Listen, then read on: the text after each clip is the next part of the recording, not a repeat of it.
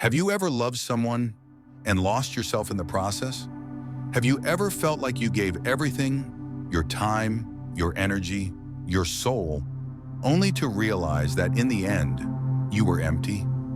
Plato, the philosopher who shaped Western thought, would have something to say about that. And it's not what you expect. Have you ever wondered why some love stories that seem so full of promise end in pain, frustration, or even regret? Have you ever felt that you gave too much, believed too deeply, and ended up forgetting who you were before it all began? That's not weakness.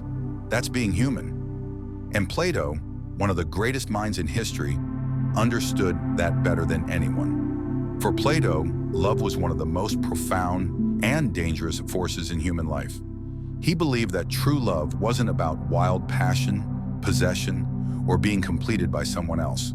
According to him, love should first be an inward journey before it becomes a bond with another person. Because no one can love in a healthy way unless they have first learned to love themselves with awareness. And more than that, no one should love before understanding themselves. We live in a society that teaches us to search for a better half, a soulmate, as if we were incomplete, as if we could only be happy when we're with someone else. But Plato warned, love born out of emotional need is the most dangerous kind, because it isn't built on admiration, virtue, or freedom. It's built on fear of loneliness, insecurity, and a desperate desire to be accepted. That kind of love leads us to accept less than we deserve, to stay in relationships that shrink us, suffocate us, or pull us away from our true path. And then we begin to confuse love with emotional dependency. We call it destiny, but in truth, it's just an unhealed pattern, playing out again and again. And in that quiet process, we start losing ourselves, bit by bit, a piece of identity here, a neglected decision there, until one day we wake up and don't recognize ourselves anymore. Plato taught that real love begins with self-knowledge. Before opening your heart to someone else, you must first dive into yourself. Face your fears, your wounds, your unconscious desires, because love, when misunderstood, becomes a projection, and we project onto others what we haven't yet resolved within. We expect them to save us, to fix us, to make us whole. But that isn't love, that's escape. And any love born out of escape will eventually come with a price. That's why Plato offered a radical idea, that true love is the one that brings us closer to truth, the kind that elevates us, that pushes us to become better, more virtuous, more aware.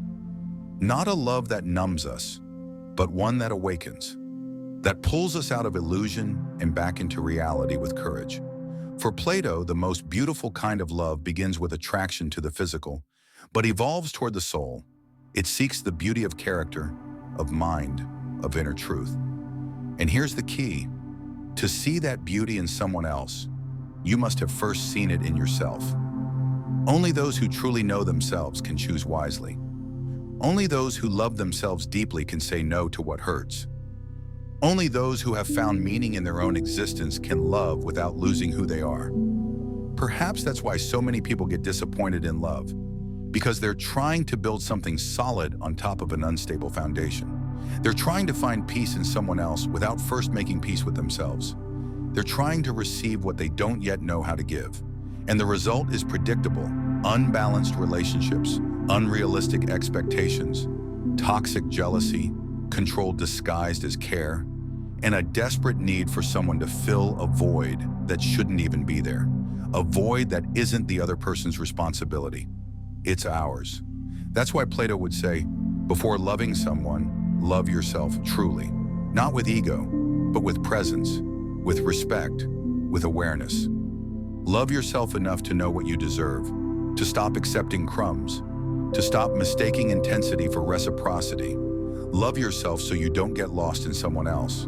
Because true love doesn't pull you away from yourself. It brings you closer to who you really are. And when two whole people meet, love is transformed. It's no longer a prison, it becomes freedom. It doesn't require mass, it welcomes vulnerability. It doesn't try to control, it wants to grow. It's the kind of love that doesn't shrink you, it expands you. And only that kind of love is worth it.